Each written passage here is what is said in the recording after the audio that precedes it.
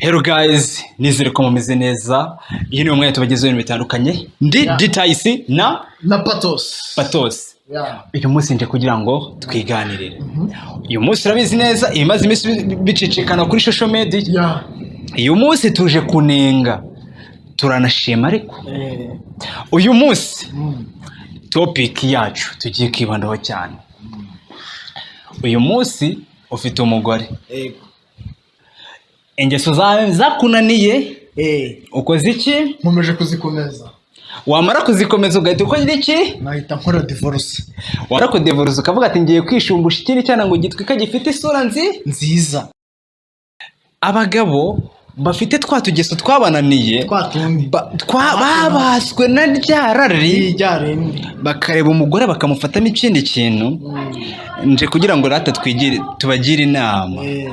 Twigira inama natwe kuko no turi kujya tugira gute tubagira inama. Gahunda yacu ni iyihe? Jinjinji.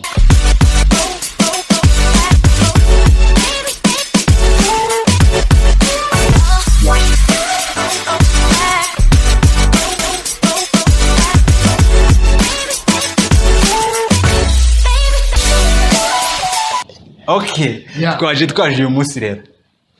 Bavandimwe babwire bagabo nanjye ndi urubyiruko byasana ndi mucyari mupeti mutoya cyane turi urubyiruko ariko nago tubwira nabandi bateganya kubikora cyangwa jojo ngo nago twabona ibintu bipfa tureke kubakosora. Okay, ariko ikibanze ndababwira ati mukore iki? Subscribe kuri YouTube channel Ijambo ry'igihe cyose 250 ubundi tujye twikomereza tuhatwike vibe ni za zindi nk'abasaza. Udukunda uduha like, share and comment.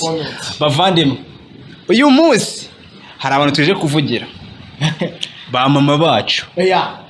Rero abantu ba mbere ugasanga umuntu w'umupapa aravuze ati ngiye kwaka divorce n'umuntu basezeranye mbere y'amategeko agafata kw'idarapo. Chime na leta iba yarakuyeho bira bintu byo gufata kw'idarapo. Bari batangiye gusabya igihugu cyacu cyane rwose. Ariko none ubu umva umuntu ntafashe umugore we ngo amwicaze mu mwanya w'icyubahiro ahubwo afashe kagakobwa kiki ngo ni keza ihabara nihabara niwe ugiye umwicaye imbere mu bikorwa yashyize imbere. Ubwo urumva yuko umushahara ahembwa umugore we w'isezerano abona byagenze bite? Byagoranye. Igiti kiriho aravuga ati umugore yabaza ati mugabo akawunga ko gakenewe amafaranga rehe ntitware twahembwa muhemberwa amezi angahe? Amezi 6. Oya kumbi haruri inyuma bayasange. Hari umwana yishyurira ikode anishyurira n'ishuri ariko abana be bamubwira ati papa ikayi ati ceceka wambwa ayo ku ishuri yabuze ati mugene mu bibaze mama wanyu. Oya biragayitse. Iyo rero utangiye kuvuga ngo cyo ngo mubibaze mama wanyu kaba katangiye kubarera. Reka nkubwire Ditaisi ubundi usanze waha mupapa yatse divorce ngo agiye gutandukana n'umugore we wa mbere ngo ntamushimishije ngo ni mubi ngo ubundi narebaga hehe abonye icyana gitwika cyamushajije ngo gifite nyashi dore ko muri iyi minsi za nyashi zigiye kurikora zigiye gushenyera benshi. Nyasi zijya gushenyera benshi. Ati nshaka akazi ati rije bahaye nomero ati witwa nde ati ni runaka ati ufite nyashi ati ziraringana ati ako kazi nawe ukikabonye. Okay, gahunda ni iki? Jinjinji. Nuko gahunda ari jinjinji. Bavandimwe mureke gahunda ya jinjinji abagabo igeze kuri wumvishe igeze kure tu. Ubu nta ikindi gisigaye kiririmbwa asigaye havuga imvugo yitwa ngo nyashi. Nyashi yabaye nyashi. Umukobwa udafite nyashi ngo ntibakimureba nta nubwo akibona akazi. Reka da ari kugera gutega imodoka shoferi yabura akabati we nta nyashi ufite ntabwo wicaye. Oya mu buzima iyo yabuze ko agomba kukubera mubi ntabwo barigeze ubana nawe utangiye kumwihinduka kuko wa mwana nimba mukorana mu kazi cyangwa waragiye ahantu watembereye ukabona icyana gifite nyashi gitanga keya utangiye kubona yuko nyine arenze ku mugore wawe. Ubundi icyambere cyo umugabo ari wese abimenye, umumama ari wese abimenye. Umugabo naramuka atandukanye umugore naramuka atandukanye n'umugabo we kubw'ingeso z'umugore zamunaniye cyangwa kubw'ingeso z'umugabo ngo nuko bakenye buri kimwe cyose mu buzima ntikizana wapi. ubwo niko bagomba hari igihe ukuntu umuntu ukundiye ngo nuko afite amafaranga yamara gushira ugahita umwanga. Saro bakundira face muri no misarega nizo ngo ziri trend ziri ubucuruzi ese nizicuruza ariko none se ya face nigera mu rugo nizakora akazi cyangwa ari gizakora akazi wapi nese nizakuzanira imyitwa uko dukora gukura amaboko mu mufuko gakora n'ibitekerezo byubaka kiri kumbaza details niko umubare munini uri kugaragara nuko uri gusanga bari kuba ngo uzatandukanwa n'urupfu. Ese niba bazatandukana n'urupfu bakaba batangiye gutandukanya n'indaya cyangwa n'inzoga ubwo ni urupfu. Inzoga yo ntabwo ishaka kugutandukanya n'umuntu. Oya hari umuntu ushaka kwihanganira ingeso z'umuntu. Ingeso zo oya ingeso ubundi reka nkubwire umugore wari wese yakwihanganira ingeso z'umuntu wumvishe ariko ingeso ingeso atihanganira umugore ava akagera ingeso reka nkwereke rero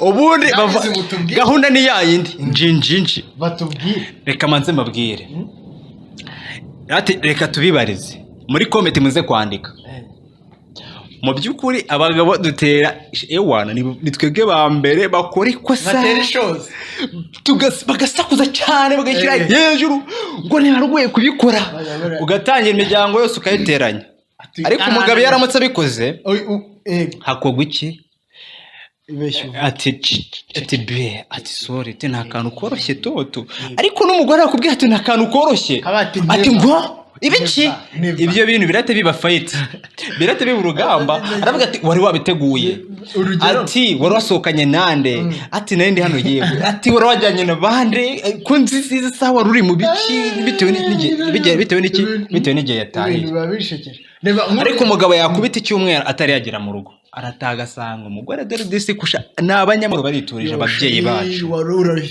ati warure mwakira itonde se sha waruri he ati ni gahunda z'akazi nagize akazi kenshi ati niyo mpamvu ibintu byari byifashe gutya ati byagenze gutya none yajye kureba enda gafata nk'ipantaro mani ugasanga nyine wa mugabo nyine w'umusirimu kugira ngo atazafushuduka ewana wa mungane wa nzovu wa mungane w'abantu mwumvishe yatwicana hasi sibyo agashiduka yagize ute yateye inda umugore yafata ipantaro ajya gufura kazamukamo twatuboro umvishe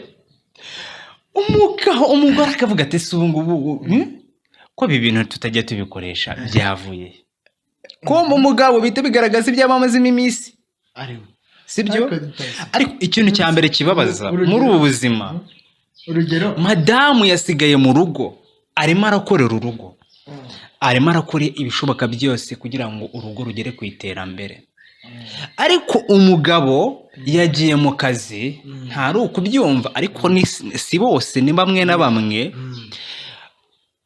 uratashye wahaze ntuje ngo uryame urye ibyo bagutekeye niba utasize unahatanze amafaranga yo guhaha ngo ibi biryo watetse ngo ni bwoko ki wagakwiriye kuvuga gutyo kandi uzi neza ko nta posho wasize abivuga aranabimenye abishose umugeresha byibuze arabimenye abana ntibanariye kabisa sibyo mwisubireho turimo turanenga reba ugasanga ubundi reka maze nkubwire umugabo wese ukora ayo mafuti agatandukana n'umugore we bitewe n'ingeso z'umugabo nagishaka undi mugore akamukosora ibyo ngibyo bikwiriye kabisa ariko ubundi icyambere cyo nimba ushobora gushaka umugore wa mbere for example ntabwo kubangamira sibyo ni umuntu ukubwira ati she dukwiriye gukora bino ni umuntu ufite gahunda y'urugo wumva ko afite gutekereza kubaka avuga ati tukwiriye kugera kuri ibi ngibi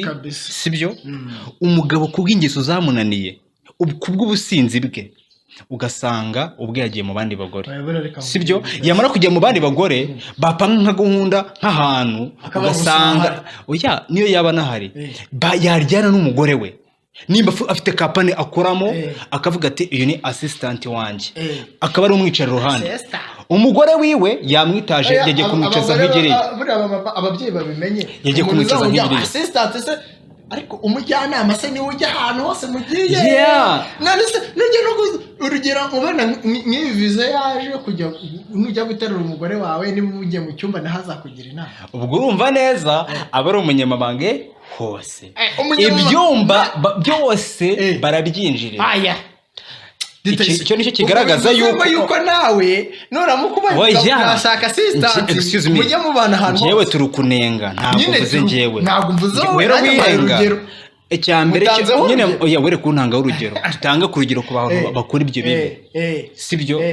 Impamvu ya mbere mu buzima umugabo wese hava akagera, cyangwa buri mugore wese ufite intego y'urugo aravuga ati abana bakeneye ibi, dukeneye gukora ibi ngibi, dukwiriye kureka biriya. Ibyo niyo kintu cy'ingenzi umumama wese hava akagera akenera gukora, sibyo? Ariko nawe umumama w'umupfapfa utazi ibyo yagiyemo ajya muri za karabaye, turasohokera hehe, ntabura Snapchat buri munsi ihoraho igihe cyari cyose, za Snapchat ashyira ku profile ya WhatsApp hose arimo posting. Icyo niyo kigaragaza yuko ntagashaka ngo ibyo yagiyemo arabizi. Umugabo yamubwira ati shiri ko dukwiriye gukora gutya na gutya na gutya, akamusubiza tuzabikora cyangwa bireke, sibyo? Yabwira umugabo ati twaretse tugashora gutya na gutya, ati ibyo ni kazi kawe, ati nzumva umbwira ikizavamo. Ese mu by'ukuri uyu yaba ari mugore nyabaki? Mu buzima tujye tumenye neza yuko niba umugabo ashatse umugore cyangwa umugore ashatse abo bombi bose bashatse, sibyo?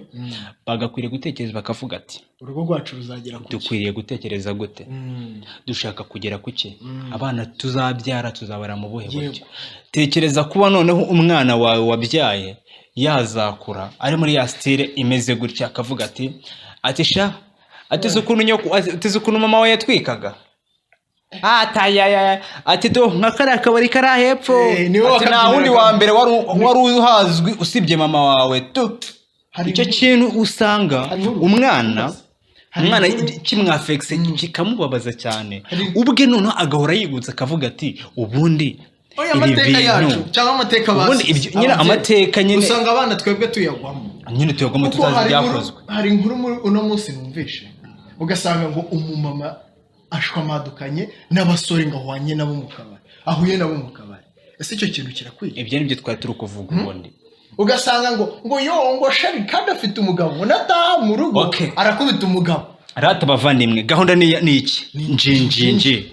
Ariko yaba njinjinji mwisubireho, gahunda ni njinjinji. Njinjinji ubundi ni ukunenga no gukangura abantu bafite ibyo bintu.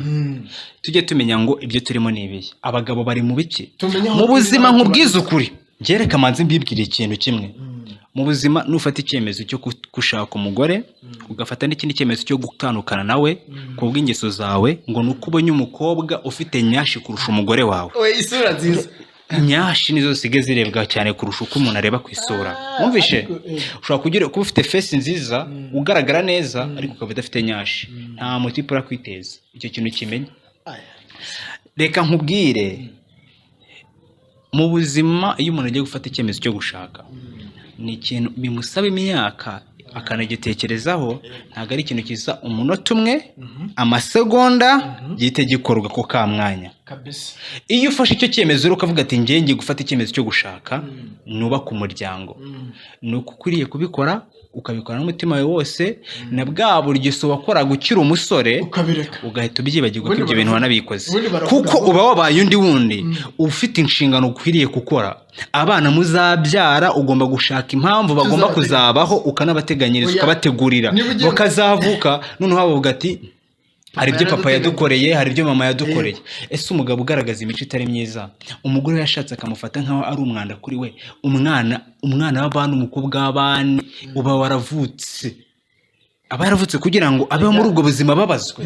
Niba ujya mu kintu nimba ubundi muri ubu buzima iyo umuntu ashatse niyo mahitamo ye kandi abahisemo rimwe ryonyine gusa avuga ati nkeneye kubaka kuko se niyo wakwishimira kubona mu rugo yahora divorce. Ugiye kuvuga ngo reka ngiye harimo n'abagabo umuntu nshaka kubera afite amafaranga nitumara n'amezi 3 cyangwa 5 cyangwa 6 cyangwa umwaka dushaka divorce. Iki kibazo reka nkubwire rero ariko icyo kintu nicyo cyeze wese nge namaje kwibona yuko buri muntu wese ushaka akurikiyeho umuntu amafaranga nta munsi numwe azigera hirwa nabyo ndebikurahiriye uri kubyumva nta munsi azahirwa nabyo. Ariko impamvu adahirwa nayo niko ashaka icyo kintu nyine ashaka amafaranga. Ariko sika nkubwire amafaranga yubaka ubuzima ariko ntago ari yubaka urukundo bro. Amafaranga azatuma ubaho neza mu buzima uri kubyumva ariko amafaranga ntago ari yazaguha umugabo mwiza wifuza. Impamvu ya mbere uzakunda umuntu bitewe ko afite face nziza afite ayo mafaranga agena mu modoka nziza aba ahantu heza ariko umenye neza yuko ntago ari yazaguha umugabo muzima utekereza birenze nta nubwo ari yazaguha umugore wifuza mu buzima ngo nuko ufite amafaranga. Ushobora gushaka wa mukobwa mani udafite iwabo badafite n'ikintu na kimwe ugasanga yubatse cyane kurusha undi mani ufite amafaranga kabisa. Ubu ni mu buzima nurebera ku isura y'umuntu ngo ugiye kurebera ku mafaranga nubwo bamwe muri no bise ariko ikintu basige bagenderaho cyane ngo ubwiza bw'umuntu ngo basige bara amafaranga. Of course yego reka tubyimve ngo nibyo ariko nanone amafaranga uzatuma ubaho neza. Ubundi ibintu byose ushaka kuba mu nzu nziza ukurikiyemo amafaranga oya ukanayiririramo umvishe ukagira ibiryo byiza ariko nabyo ubitama amarira. Icyo bita gufima aba people uri kubyumva icyo bita gufima aba people mu buzima bwacu nkubwire kora ikintu utitaye ngo barakwemeza urajya kwemeza abantu ndisoza ni nka kwa kuno umuntu ajya gukoresha ubukwe naho sibyo ko nyene ari kakano k'amafaranga nje reka nkubwire bajye basora wamungana ibi bintu nibyo sha leta yashyizeho umuntu arema wagwiciriye nawe kari kugana se seriye nuzo niwe wasohoye bavuga ngo ese ko ndaho muciye gusezerana cyangwa mugiye kujya musoresha gusezerana ati bari baruvuye